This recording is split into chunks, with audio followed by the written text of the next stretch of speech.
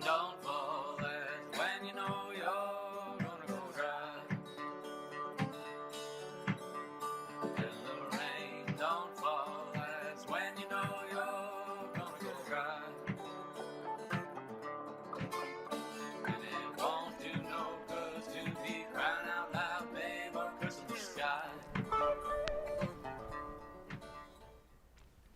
Hi, welcome to Thinking Green. I'm here tonight with Mirna Martinez and Aliyah Lacombe, and we're going to talk about the Southeastern Connecticut Community Land Trust. And I was just thinking, it's been a really long time since we had this, this subject on Thinking Green. So I'm glad to come back to it and welcome. I think because it's been so long ago and neither of you has been on talking about the land trust, that you could each kind of talk about how you became involved with it. And I don't know if you want to do it first because you have been involved for longer. Sure. I don't think I'll tell my whole employment story, but Maybe not. but it's been 2 years, and it's been. I will say that I did not really expect to apply until very last minute. So I didn't know that much about the organization, but in talking to another community member, something about the concept just struck. It was intriguing, and it's been a 2-year journey now of continually more and more it making sense, and really glad for this to be an alternative for the community. And I kind of remember when you were hired that you made a point of saying, your background isn't real estate, Right.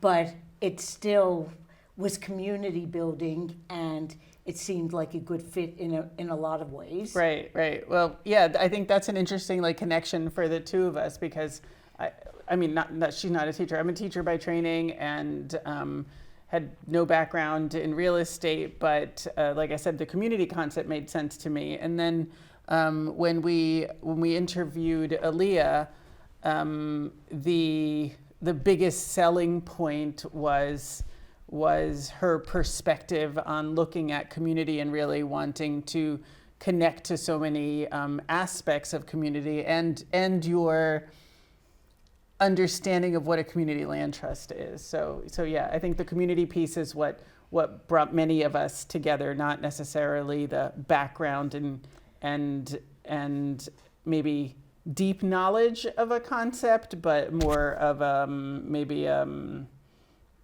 intuitive sense of what a community needs.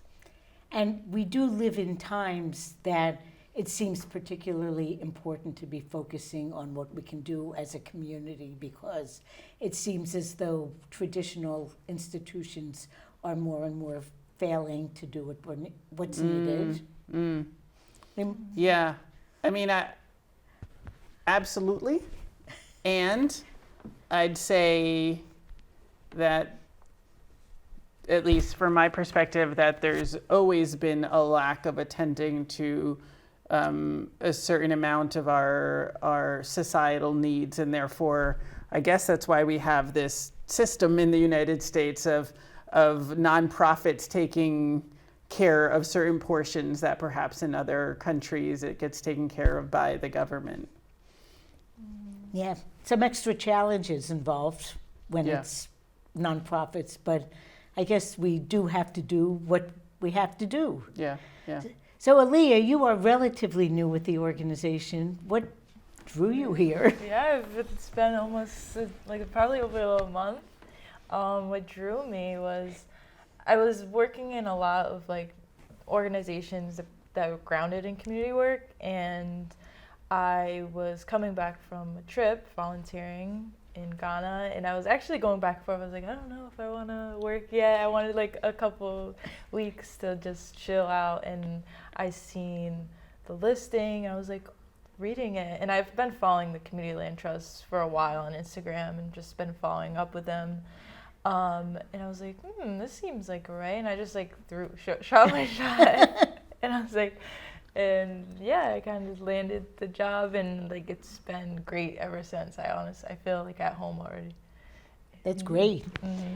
So it has been a long time since we talked about it, and maybe we can just talk about like the Community Land Trust. I think there's still, even though this land trust has been in this area for quite a few years, there's a lot of confusion. A lot of land trusts are just conservation land trusts, or they have different goals. And community land trusts are kind of unique in not being limited to one kind of keeping land in trust. So do you want to talk a little bit about like the mission of the land trust and what it is, how it's organized? Yeah, I think the way that you're phrasing it as land trust versus community land trust, I think that's a perfect way of starting, because most people are aware of places that they go hike and are aware of that, it says something about whether it's Avalonia Land Trust or, other land trusts. And so they get the land preservation or the land environmental preservation piece. For us, if I'm speaking to people who are accustomed to that model, I often say that it's the same picture in a sense, that we do have the values of ecology, of open space preservation, but we overlay on that the people in the community and what are those needs and how can we fit into that environmental landscape, let's say. And so people need, and so in our case, we hold land in trust for affordable home ownership, for community spaces, for growing food, so it could be farms or community gardens, and for open space. We don't personally right now hold any land for open space, but it's there in our mission, meaning that if something does come up that's pertinent, makes sense to that community, that it's something that we're open to. And again, when you said that, there are other organizations in this county that are purely about conservation, open space. Right. And there aren't really any other groups that are holding land in trust for some of these other things that the Community Land Trust does. Right, and so an interesting one, I don't know if you want to talk about Salem a little bit, about the merging of these two, or you want me to go for it? Yeah, so in Salem, it's Seba Arba. Am I saying it correctly? Arbor? Yeah, Arbor, where a community of women came together and they bought a piece of land in Salem, and it was, and you probably could talk about the land trust more. Yeah, so they haven't bought it yet, but they are in the process of working to buy it. So in that case, we have a land trust and our community land trust coming together. It was a 200-acre parcel of land where 185 acres are going to the Salem Land Trust, and 15 acres that have a house and barn and all of the farm outbuildings, chicken coop, storage, for, tractor space, whatever else farms use, that portion is being stewarded by the Community Land Trust in Seba Arbor, which is a great farming/artistic LLC of young women, young Latina women are developing the land and the ground lease we're all working on right now, in order for them to take ownership of the buildings and have that be their place of living, of business, of creativity. Mm-hmm, yeah, I think it's really awesome too, like the connecting of community land trusts and land trusts coming together, because sometimes when land trusts like acquire land and then it has properties on it, like a house, sometimes it could be neglected, and I feel like coming with the community land trust, it's like you're connecting the two and bringing people in that could steward the land. Mm-hmm. Yeah, that makes a lot of sense, because even if they're not neglecting buildings on it, the buildings are likely not to be utilized in, in such an intentional way, I guess. Mm-hmm. It could be, used as outbuildings or a museum or something, but not really a working farm. Mm-hmm. Mm-hmm. And it's interesting to me because the community land trust movement really started being built around agricultural land, people who worked the land but couldn't own the land that they worked by typical methods. Absolutely, absolutely, good connection. So, and the other thing you brought up is it's a partnership, and this land trust, I don't know if it's typical, but the Southeast Connecticut Community Land Trust partners with so many different groups on so many different properties. So I don't know, maybe we can talk a little bit about the different properties you have, what kind of partnerships, because all of them have some kind of partnership, whether it's a residential owner or an organization with its own mission. So yeah, that's well said. We don't do any programming, so all of the properties are in partnership. We're facilitating the purchase of the land, sometimes the renovations of the buildings, but it's up to the owner, whether it's home ownership or an organization for some type of a community space, of what the space is being used for. Obviously, we are buying into it to say if it works with what we're trying to create and preserve within the community, if what our membership says it's supportive of. But some of our projects. We have Ledger Street, which is one of Fresh's community gardens. We obviously don't have the capacity to manage a garden, so I feel like teaming up with an organization that's already doing that work and specializes in that work is a great way of just bringing people in and being a part of what we stand for. And then we have, which is being currently developed, is the residential youth program. That's going to be managed by Hearing Youth Voices, and that's on Broad Street. Now, can you give some details about that program? I know it happened, but I don't really know much about how it's going to work out. Yeah, so that's a really, really exciting one for me. Like I said, being a teacher, so this project is in partnership with Hearing Youth Voices, and we currently own the buildings of 30 and 32 Broad Street, but Hearing Youth Voices are completely the stewards of the properties. We actually have an agreement with them where we end up contributing for our office space to use part of the space, but they're completely the managers of it, and they are looking to have their 501c3 status completed probably by the fall of this year, and so therefore they'll be able to take ownership of the buildings, and we will keep the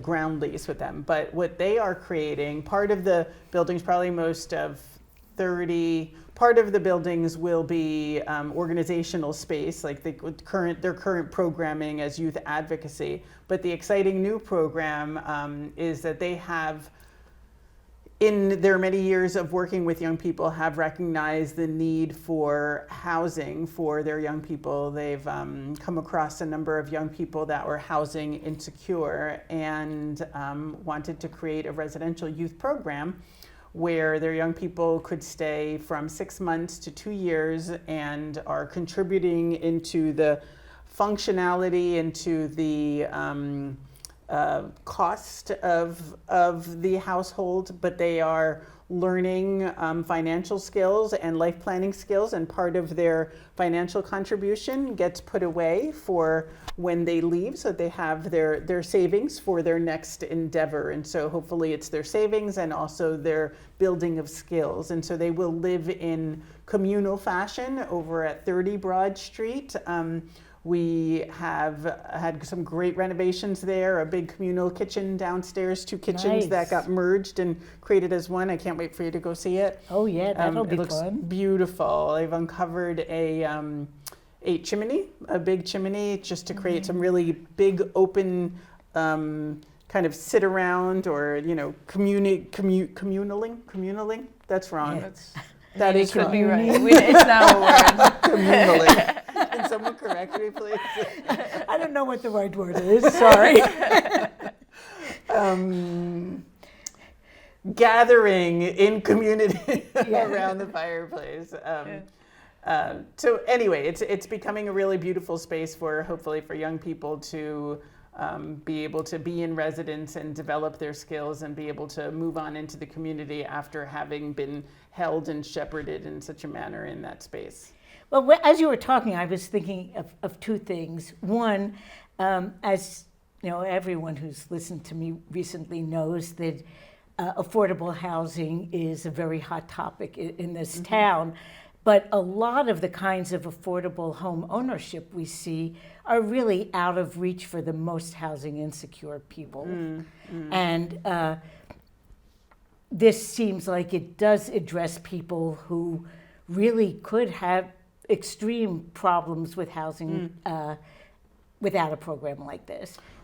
Well, I'll say for the program that Hearing Youth Voices is, yes, that particular it is one. for a specific age Right. group. It's 18 to 24-year-olds, so it's for young people in certain situations. And but I'll say for, just to be clear, for home ownership for the Community Land Trust, there does need to be a certain income level. So there is a limit, What is maybe different than many other programs that I really appreciate is that it's not a program that will benefit one family at a one-time basis. That the reason there's a ground lease and that we have, ownership or stewardship of the land in perpetuity is so that we can ensure that the affordability, there's a formula for resale so that we can ensure that there's so that it will always remain affordable home ownership, and that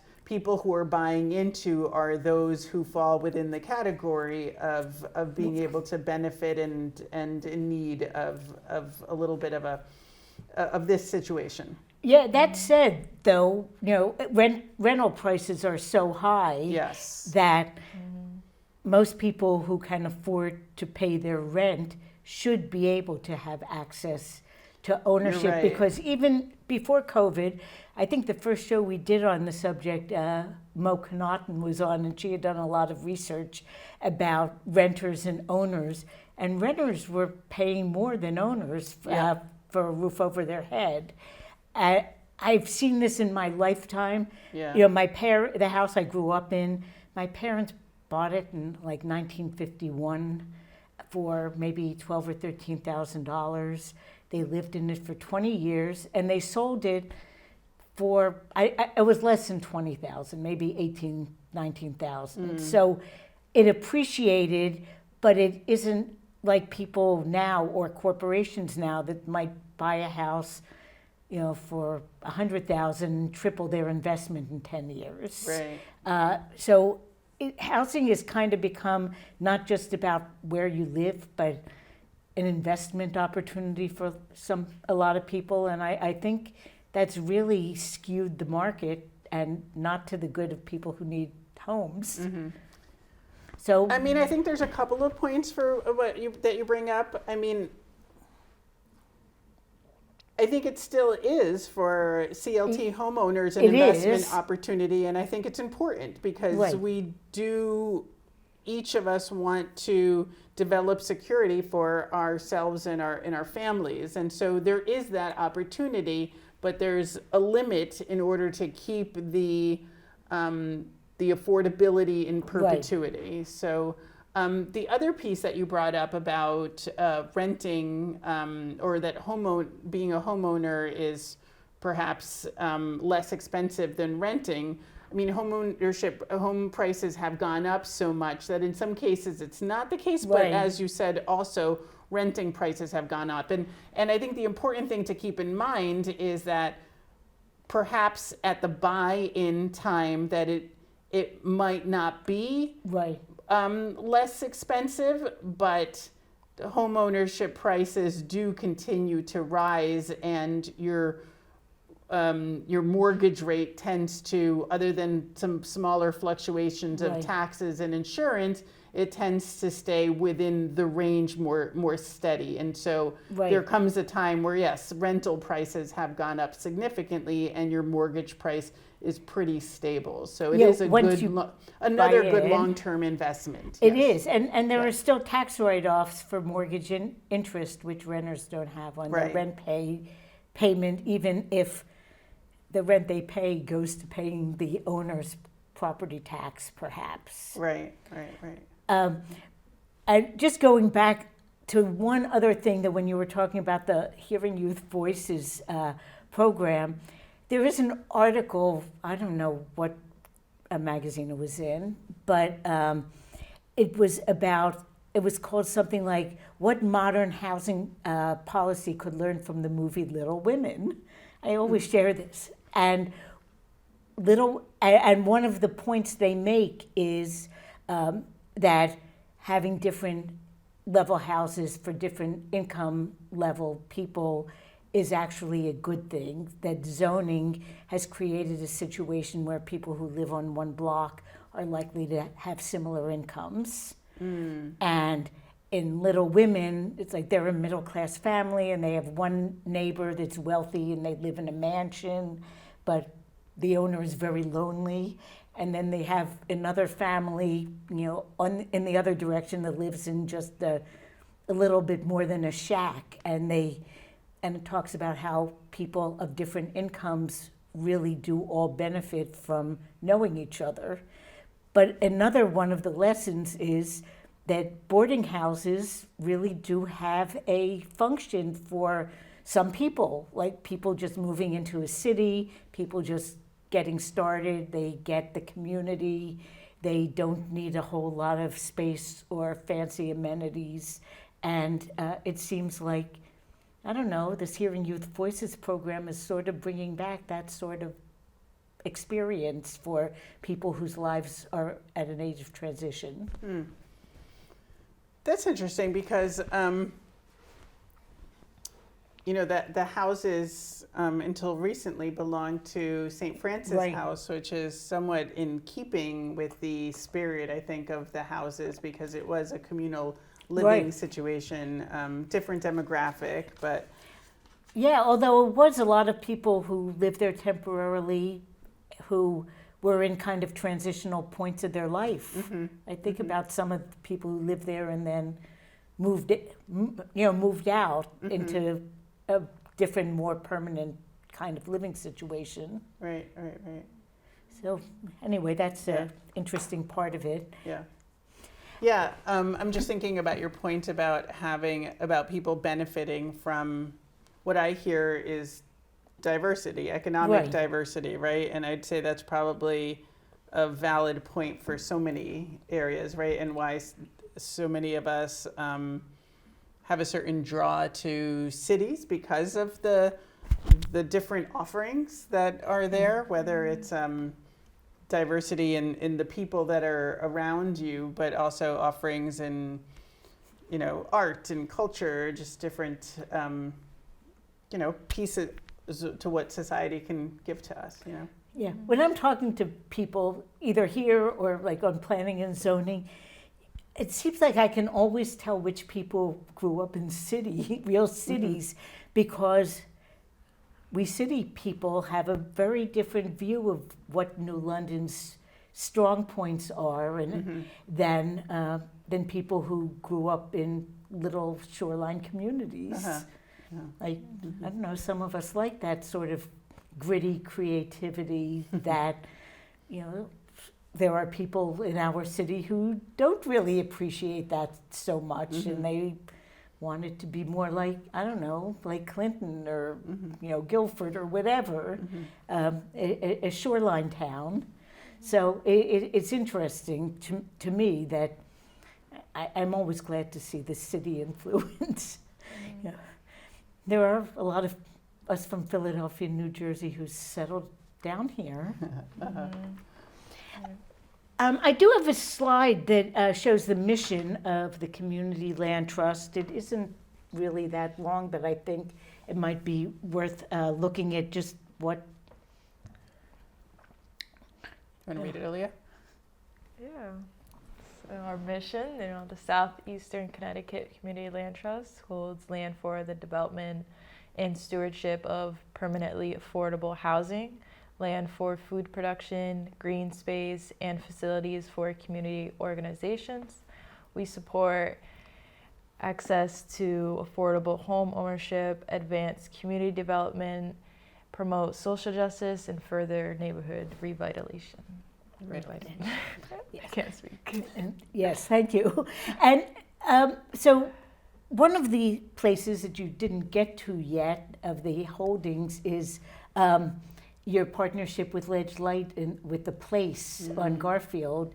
And that's become quite a big, important gathering spot in the city. Do you want to talk about what's happening there? Yeah. So the place has the bodega, which is a food pantry, and it also is a place where community members can come and be there and hold meetings or gather.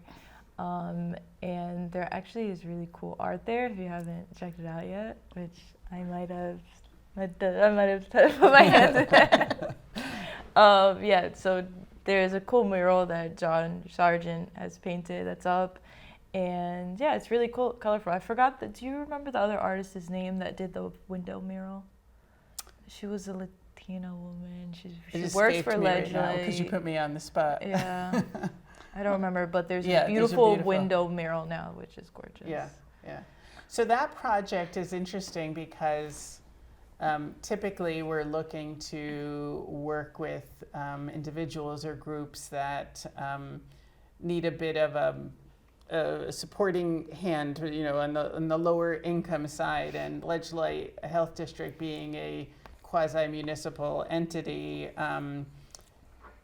didn't really fall in that category, but what overlapped and made sense to us is that they were in a position where they were running the food pantry over at the senior center, and I don't remember what the city concerns were, but it needed to close up soon. And so they were looking for another place to be able to hold the food pantry, but did not have at the moment funds to purchase. They had some rental funds, and so our helping purchase that and make the transfer happen was still in service of the community in need. So the bodega, the food pantry, has been strong and running and developing and growing, and the community space as well. I mean, I know the Southeastern Connecticut Community Land Trust will be using the space for the second time for the annual meeting coming up in June, and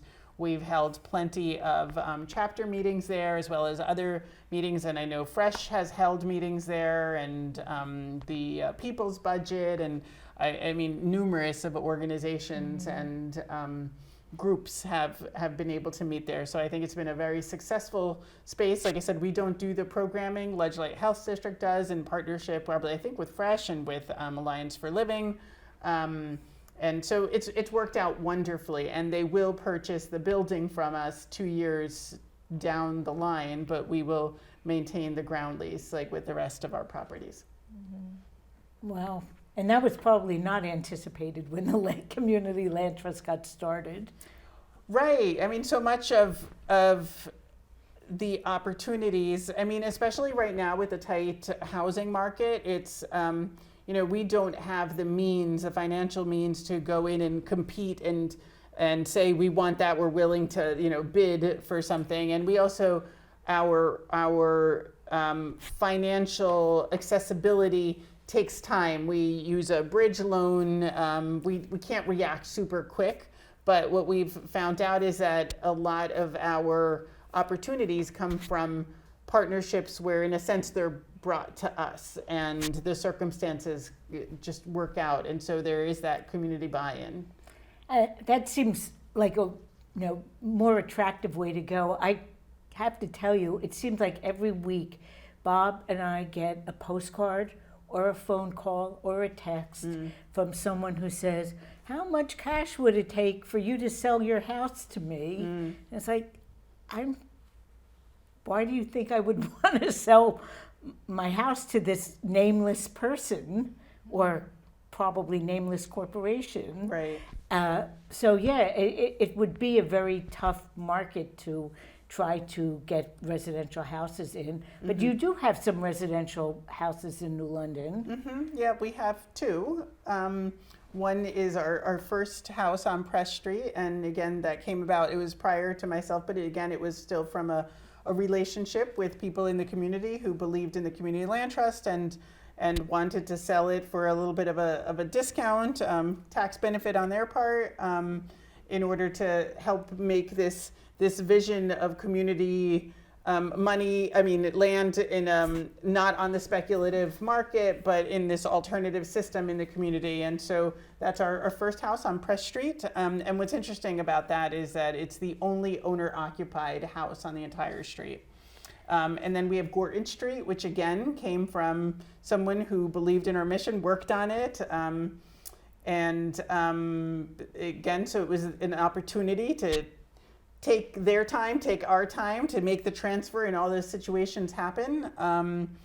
And that's it for the residential. We have, like I said, a couple of, unless you call Salem as well, which is residential / growing food, other situation. And then we have community spaces and spaces for growing food. Well, it is interesting because some, my thought when the Community Land Trust was beginning, and I was one of the incorporators and then kind of stepped back, I think a lot of us thought the residential, properties were going to be the main focus, even with the broader mission, and that really isn't what's happened. Well, it isn't what's happened, but it doesn't mean that there isn't that need. I would definitely say that we're in a place of wanting to go into that direction. And so since we happen to have an audience right now, if there are people out there who believe in the mission of taking land off of the speculative market and having it for the long-term benefit of the community, that if you do have land, if you do have a house that you want to work with us, the Community Land Trust, to ensure that there's that longevity and life of purpose for your property, for your home, please do reach out. My email is mirnam@sectclt.org. And I think if you just go online to the website at sectclt.org, if those you letters can sound also, confusing, it's Southeastern Connecticut Community Land Trust, SECT. Yeah, it really is easier than it sounds. It sounds like a mouthful, yeah. But I think you can link to a contact form from there as well. Absolutely. And I keep thinking one of the in the very long term, thinking hopefully the Community Land Trust will get bequests. There are people here who don't have heirs, who don't want to live in New London, perhaps even if they do. So this is something that I think will grow exponentially into the future. It kind of starts slower on the residential side, but can explode. And we've seen community land trusts in other places, like Burlington, Vermont didn't start big, but it's gigantic now. Yeah, over 3,000, I think, housing opportunities that they have. Yep.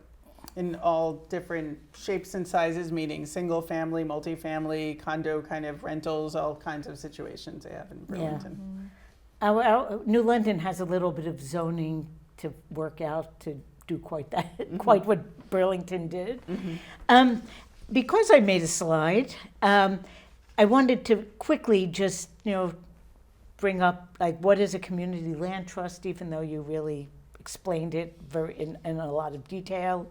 But just to if we could see the slide and just see what the land trust is on paper, a nonprofit, and we can talk a little bit about governance, after this as well. They're committed to the creation of homes that are permanently affordable, which is, I think, the one characteristic that differentiates community land trust from all of the other home ownership programs, which all revert to a private market eventually, and rural and I agricultural. think something important about the Board of Community Land Trusts is that it's made up of 3 parts, and 1/3 has to be residents to ensure that the decisions that are being made for community land trusts or that particular community land trust is in service of the residents.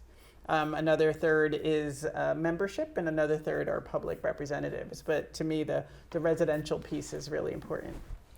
So why and how would a person in New London County want to be a member of the Community Land Trust? Because if you believe that that the purpose of community is not just in service of individuals, but as a collective. I personally live on Prospect Street, which one of the things that I love about it is that it's very community based. My daughter's roommate came over to visit a couple of weekends ago, and she stepped out, and neighbor across the street was hello, da da da da, and they all, people referred to each other by name, and the roommate said, "What do you live in the Truman Show?" And it was kind of like, yeah, we do. Yeah, we do, and I really like that. So if you believe that there is a greater benefit for taking care of those community needs, that it benefits all of us, that it benefits as a collective, as individuals, that it's something that you want to participate in, you might want to become a member. It's only $25 a year. There's an orientation that's a portion of it, and then you can vote at our annual meeting, which is coming up in June. I don't have a date yet. We're taking a survey right now of membership between 2 dates, so don't have a date yet. But it's a cool community of people to belong to. It is. And we became members pretty much in the beginning, having stepped back from actually doing a lot of work and when it first started with the bylaws and the incorporation. But it's nice to get together. Yeah, yeah. And we had a great first but annual Yankee swap, a holiday Yankee swap this past December, which is a lot of fun. Why do you think people should become members of the Community Land Trust? I share the same sentiment as you, like the sense of community, and like I'm an artist at the Hygienic, a resident there, and just being able to like walk out my door and be like, who has some flour I could borrow? Is awesome. And I think that in the beginning, lands belonged to everybody. We could walk, there was no borders, and I just like the idea of like holding land as a community. It's for the community, and I buy into that, and I just love it. Yeah. I think that's a great point, Aliyah, that just like you're able to step out and know that that's your community as hygienic artists, that becoming a resident of Community Land Trust means that there's a certain ability to depend and be a part of something. In some community land trusts, let's say it could be that you have a tool share, let's say, if that's what residents want. There's a kind of a centralized ability to say, what are our needs as residents, and how do we make this happen within this community piece. And I mean, even in the ownership piece, the land is bought for the full use of the homeowner, meaning that there's no restrictions other than mining the minerals, really. But the point is that somebody else there is responsible, is going to be looking out. I mean, you are responsible for your home ownership, maintenance and all, but somebody else is there, this community is there to say like, hey, do you realize that the city is now offering so-and-so, or we came about with this little bit of grant money, are you in any need of this or that? That there is a community of people that are looking out with you. And I think that people are feeling increasingly isolated, and it's a remedy that's maybe long overdue. Yeah, and it's like it's hard too because it's like we're living in a capitalistic world, and it's like everybody's like fending for themselves, and like right now we need community. Like we need community. That's like our way out. Is we need to come together as people. And it's kind of sad because, I grew up in a row house in the city, and it was kind of like that. Like it was still capitalism, but it was not isolating.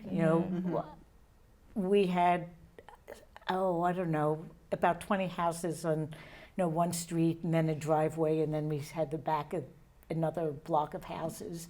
And in those 2 blocks of houses, I don't know, it's like I didn't need to go to any kind of childcare for socialization because there were like 50 kids who were born between 1945 and 1955 that we all congregated in that back driveway that, was hardly ever used. And it was really, you scraped your knee, you could kind of walk into almost any house and get a Band-Aid. So, I don't know, I think there's a real loss where people have become, living in single-family houses on, quarter of an acre lots and really don't necessarily even know their neighbors. I do have another slide of membership, and I know we talked about membership, but just in case we forgot some of what members do. One of the things you had mentioned about the board, which is elected by the members, is, it's leaseholders, but also includes members of the Community Land Trust and members of the public, usually those who have specific skills that are needed by the land trust. Actively participate in the local chapter, and we'll talk about the New London chapter maybe in the last 10 or 15 minutes we have, making decisions that affect the community. And if you think you might want to buy a house through the Community Land Trust, becoming a member is the number one step. Right, absolutely. And then once you're a leaseholder or a homeowner, you're automatically a member. Yeah. So there is a New London chapter meeting conveniently tomorrow. So do you want to talk about what's going to happen or where it is? And we do have the flyer also on a slide. Sure, let's put that up because I need confirmation of time.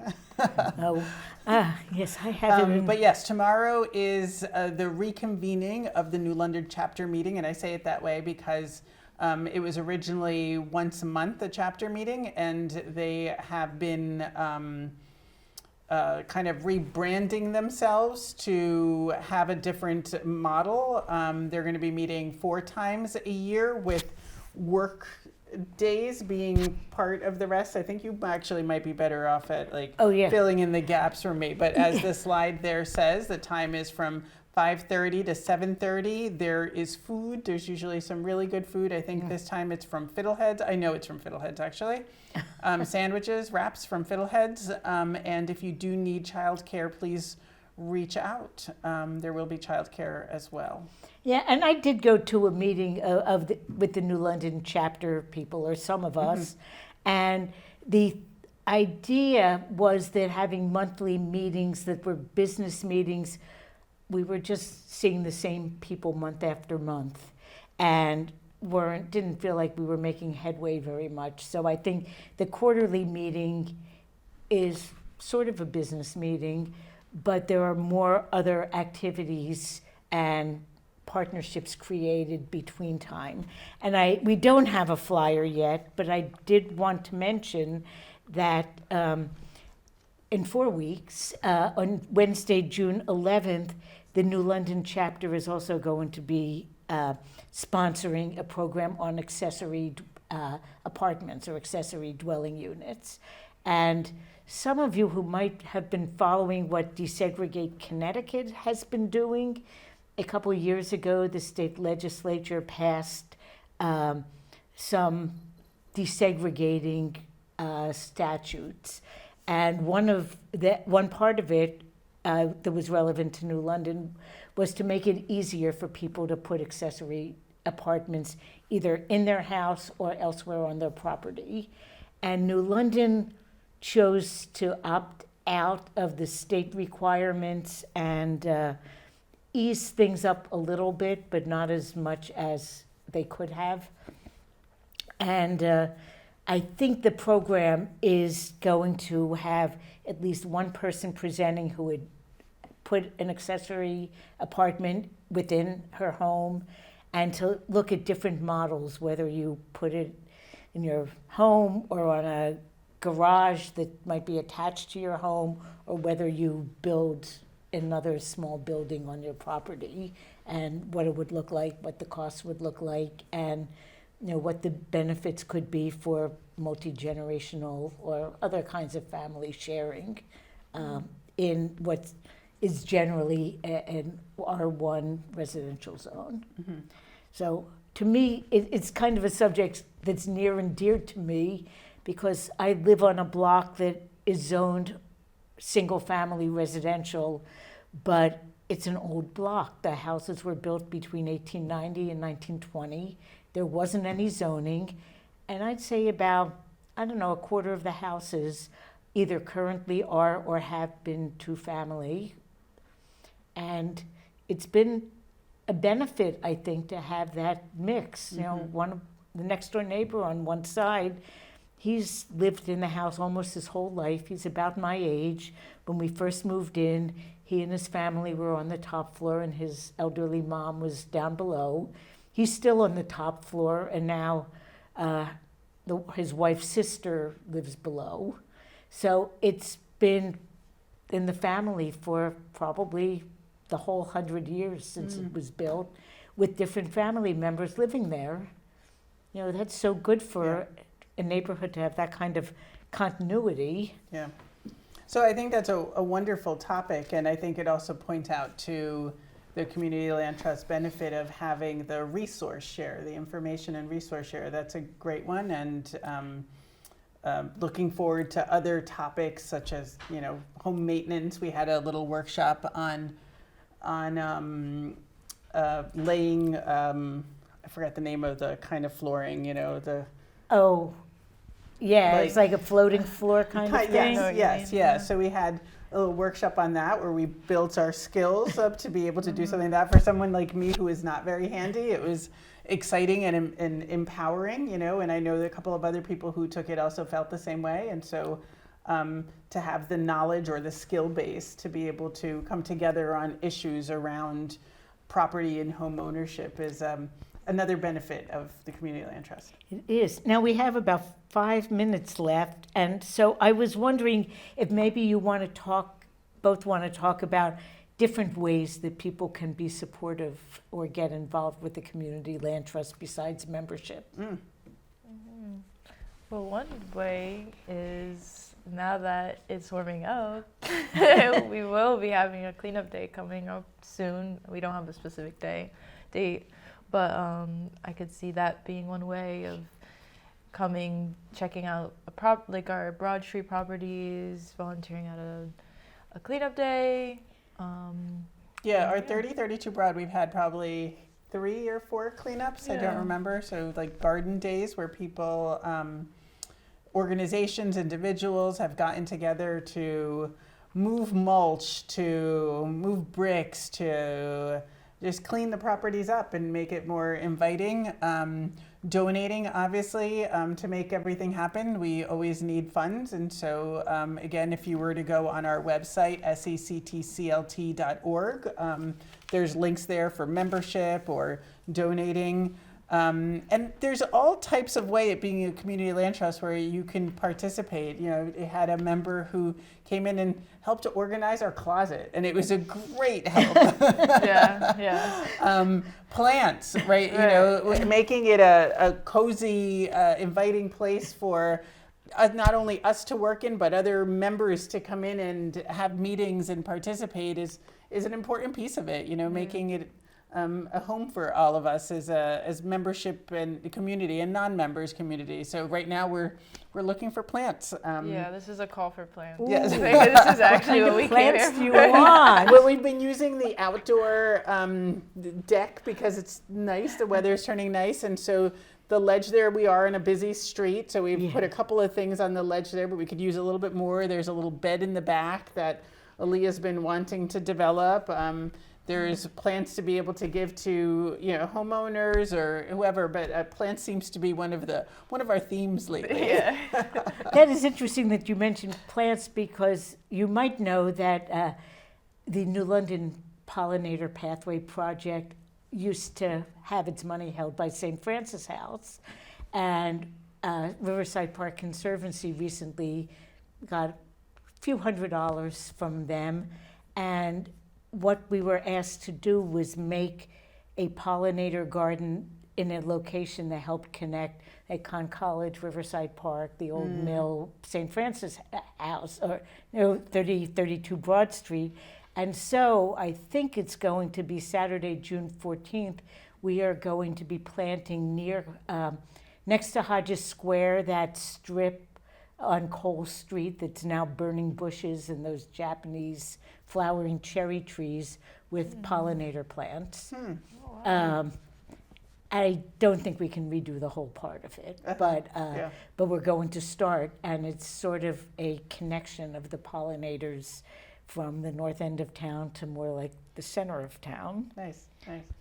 And just the one other thing I wanted to mention, because some people have money more than time, and you have some revolving loan funds, and how does that work? You're right. So there is straight out donations that we'd be happy to facilitate. Where is it that you want your monies to go? But there is also a revolving loan fund with Equity Trust, and what that is a pot of money that people lend to this fund, where the Community Land Trust is able to access when we have specific projects that only need, let's say we're buying a house and we will sell it to a homeowner. There is a bit of investment that we will put into and not get returned because we are lowering the price, but there's also a chunk of it that it just needs to be, we need it temporarily. So it's a revolving loan fund or a bridge loan, because the money will return in a sense to the lender. It's a temporary, depending on the project, but people are able to put their money in there and get 1%. It's not really a big investment opportunity, but it's an investment, a financial investment, but it's a financial investment for our organization to facilitate properties and access to monies in the interim of being able to have the property go to a homeowner, or the buildings go to a homeowner. So thank you. That's a really important. And there is more info about that on the website, which I really recommend. Definitely. So Thank you. tomorrow, if you're interested, come to the place, 5:30 to 7:30. Right. Meet the New London chapter people. Dinner and childcare. Yeah, dinner and childcare, but let us know ahead of time if you want childcare. And thank you, Mirna and Aliyah, for coming and updating us, because Rana. it has been a few years and things have happened. Next week, I'm going to have Paul Rubin back, and he's going to talk about money, taxation, and the federal government, how money works. And anyway, it's part 2. He started out about a month or so ago, so it's a little bit of a series. Sounds interesting. So we'll see you then, and thanks to the two of you. Thank you, Rana. Thank you.